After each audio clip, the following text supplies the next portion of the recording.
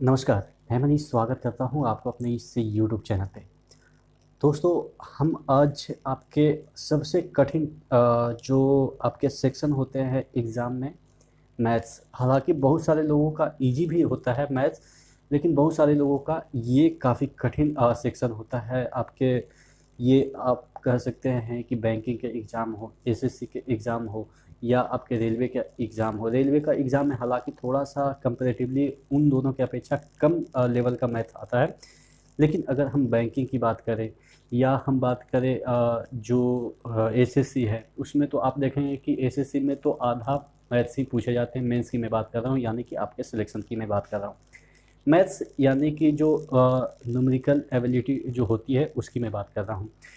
ठीक है? तो सबसे पहले हम बात करेंगे कि जो मैथ्स बनाने का तरीका है, वो देखिए डिफरेंट लोगों के लिए डिफरेंट हो सकता है, लेकिन मैं एक जनरल आइडिया ले रहा हूँ कि एक होता है ना कि 90% बच्चे इसी तरीके से पढ़ते हैं।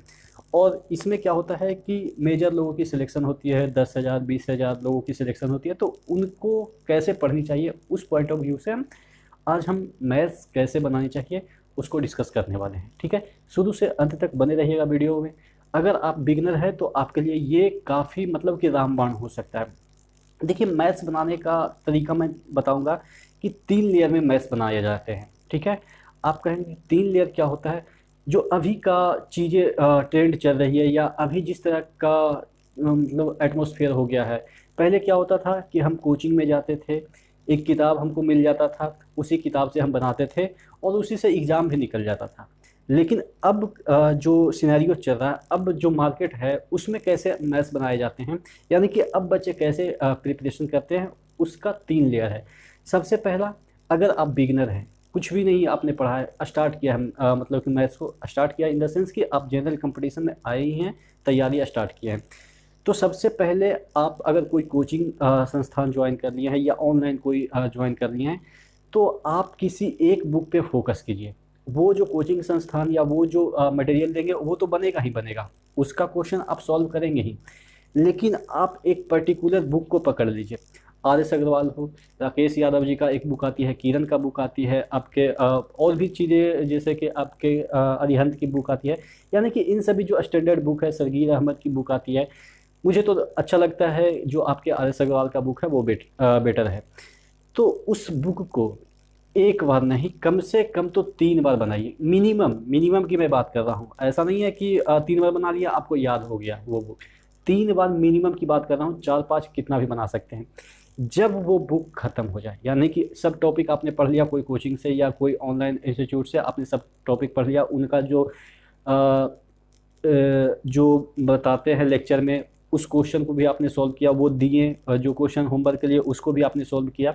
उसके बाद साइड से आपने एक बुक सॉल्व कर दिया। देखिए, सबसे पहला है कि आपका एक बुक क्या है, प्लिंथ है, यानी कि इसी पे फाउंडेशन आपका बनना है। आप इधर उधर से कचरा इकट्ठा करेंगे, कचरा इकट्ठा कि मतलब कि 10 क्वेश्चन उस बुक से बना लिए, 10 क्वेश्चन उस बुक से बना लिए, मतलब 10-12 को बुक रख लिए और एक बुक से भी बढ़िया से नहीं बनाए। बुक में क्या होता है, बुक जो राइटर होते हैं वो उनका दिमाग इतना मतलब कि वो होता है ना कि सभी जगह से वो कलेक्ट करके कंसेप्ट को डालते हैं। कोई भी अपना राइटर होता है ना, वो अपना बेस्ट देने की कोशिश करता है। तो जितने कंसेप्ट होते हैं वो एक बुक में कंपाइल होता है।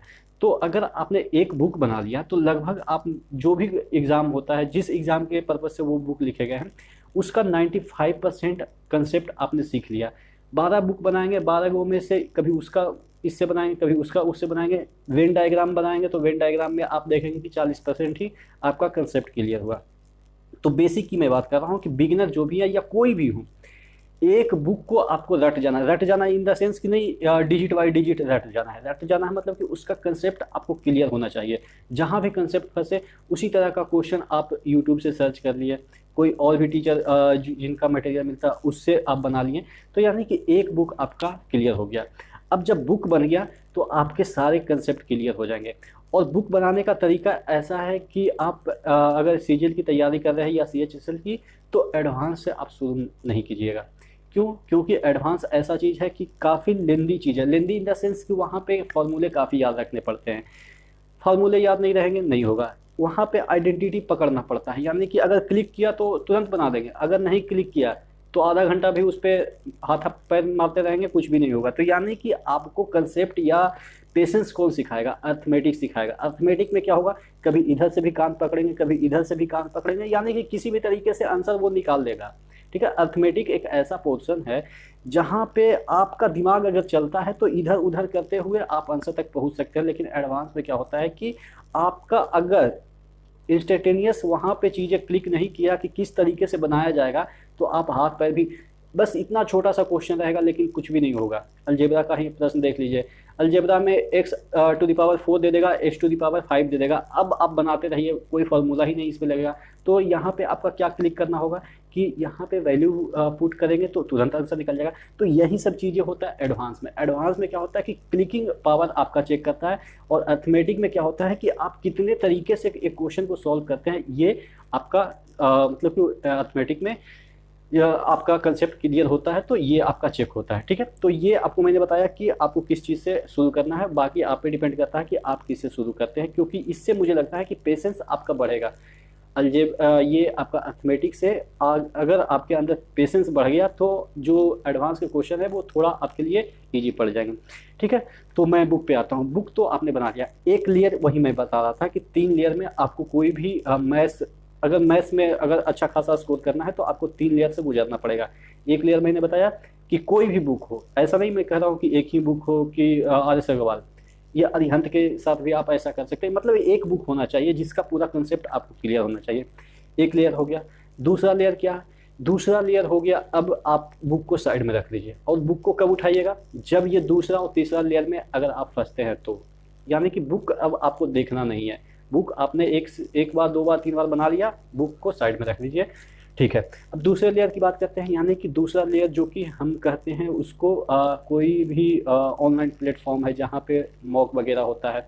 मॉक या आपके मैथ्स के ही सिर्फ प्रॉब्लम होते हैं, क्विजेज होते हैं, बहुत सारे ऐसे आपको फ्री ऑफ कॉस्ट गूगल पे मिल जाएंगे जहाँ पे आप 100 क्वेश्चन मैथ्स के बना सकते हैं। यानी कि समय समय पे अड्डा का भी आता रहता है ऐप पे, आपको 10 क्वेश्चन हो जाना आपको मिल जाएगा, बैंकिंग का मिल जाएगा, आपके CGL का जो लेवल का मैथ्स है, मेंस का जो क्वेश्चन है वो मिल जाएगा। तो यानी कि वहाँ से आप बनाना चालू करेंगे।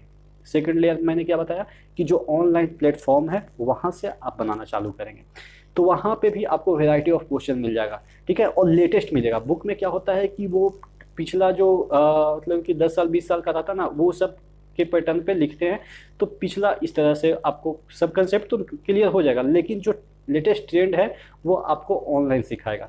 तो ऑनलाइन जितने भी क्विजेज हैं, मैथ्स की मैं बात कर रहा हूँ, उसको सॉल्व करना चालू कीजिए। आप जब उसमें कॉन्फिडेंट फील करना चालू कर देंगे, ऑनलाइन प्लेटफॉर्म पे जो भी क्वेश्चन आपने सॉल्व किया वो अगर आपसे सॉल्व होना चालू हो गए, तब आपका दूसरा लेयर भी क्रॉस हो गया। अब तीसरा लेयर की बात करते हैं। तीसरा लेयर क्या है? तीसरा लेयर जो कि आपका खुद का बनाया गया लेयर है। कौन सा? व्हाट्सएप ग्रुप, फेसबुक ग्रुप, आपके इंस्टा ग्रुप होता है, उसके बाद टेलीग्राम ग्रुप, पता नहीं क्या क्या, मतलब कि सोशल साइट की मैं बात कर रहा हूँ। ठीक है ना, सोशल साइट की बात कर रहा हूँ। सोशल साइट मतलब कि लगता है कि ये तो टाइम पासिंग है, लेकिन अगर आप इसको कंस्ट्रक्टिव वे में ले तो मुझे जितना सोशल साइट से फ़ायदा हुआ है, मुझे नहीं लग रहा है कि उतना मैंने बुक पढ़ा होगा। बुक तो मैं तकरीबन 2 से 3 महीने ही पढ़ा था। मुझे सबसे ज़्यादा यही सोशल साइट से फ़ायदा हुआ। क्यों? अब देखते हैं इसका क्या बेनिफिट है, क्यों मैं इसको मतलब कि हाई लेवल पे रख रहा हूँ और इसका ज़्यादा प्रभाव पड़ता है आपके मैथ सीखने पे। देखिए, इंस्टाग्राम की बात करें या फेसबुक ग्रुप की बात करें, जो भी स्टडी रिलेटेड ग्रुप है, जो अच्छे ग्रुप है जिसमें कि पॉलिटिकल मैटर नहीं चलता, सिर्फ क्वेश्चन ही क्वेश्चन चलता है, मतलब कि उसके मॉडरेटर अच्छे खासे होते हैं। जैसे मैंने एक ग्रुप देखा है मेरिट साइन नाम से, अच्छा ग्रुप है, बैंकिंग का ग्रुप है। उसमें जो लेवल ऑफ क्वेश्चन है एकदम से मस्त है और मॉडरेटर भी सभी अच्छे हैं, तो इसलिए मैंने नाम ले लिया। हालांकि नाम नहीं लेना चाहिए, लेकिन अच्छी ग्रुप है इसलिए मुझे नाम लेना, मतलब कि लगा कि नाम लेना चाहिए। उसमें क्या होता है, या ऐसे बहुत सारे ग्रुप होंगे, आपके भी पता होंगे कि आप जो भी ग्रुप को फेसबुक में ज्वाइन कर रखे होंगे, वहाँ पे वही क्वेश्चन डाले जाते हैं जो कि आपको नहीं आता। यानी कि आपके जैसे भाई, आपके जैसे बहन, मतलब जिनको लगता है कि ये वाला क्वेश्चन हमसे नहीं होगा, वो फेसबुक में डाल दें। तो यानी कि वो जो क्वेश्चन है वो चुनिंदा क्वेश्चन है, यानी कि वो जो क्वेश्चन है नहीं आने वाला क्वेश्चन, नहीं आने वाला यानी कि हमें नहीं आ रहा है, आपको नहीं आ रहा है, उसको नहीं आ रहा है, और उसमें जो सॉल्यूशन मिलेगा, कम से कम 10 भी बंदा उसको सॉल्व करते हैं तो 10 तरीके से सॉल्व करेंगे।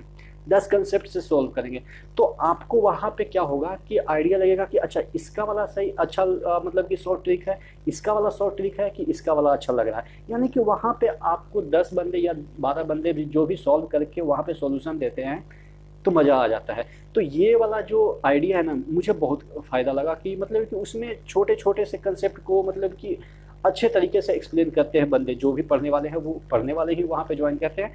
तो इसमें ज़्यादा आप इन्वॉल्व होइए। जो भी मैं थर्ड लेयर की बात कर रहा हूँ, फेसबुक ग्रुप, व्हाट्सएप ग्रुप, ये जो ग्रुप होते हैं ना, जो खासे मतलब कि पढ़ने वाले ग्रुप की मैं बात कर रहा हूँ, बाकी तो पॉलिटिकल वाले होते हैं उससे निकल जाना है, क्योंकि वहाँ पे आपका टाइम पास होगा। मोदी जी ये बोल रहे हैं, राहुल जी ये बोल रहे हैं, मतलब कि जिंदाबाद मुर्दाबाद के नारे जहाँ पे लगते हैं जिस ग्रुप में, उसमें नहीं रहना, क्योंकि हमें पढ़ाई पे ध्यान देनी है। ठीक है, बाकी मुद्दे के लिए अलग ग्रुप बने रहते हैं।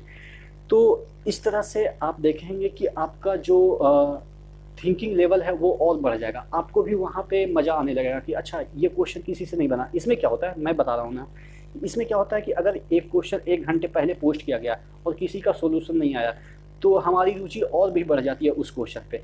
अरे यार इसका अभी तक किसी ने सोल्यूशन नहीं दिया, यानी कि ज़बरदस्त क्वेश्चन होगा, हम सॉल्व करने लगते हैं। ठीक है, उसमें अपना मतलब कि अगर मुझे भी सोल्यूशन नहीं आ रहा है तो कुछ हैच वगैरह करके उसमें कमेंट डाल देते हैं, ताकि कोई अगर इसका सोल्यूशन दे तो नोटिफिकेशन मिल जाए। तो इस तरह से आपकी क्यूरियोसिटी बढ़ जाती है इस तरह के ग्रुप जुड़ने से।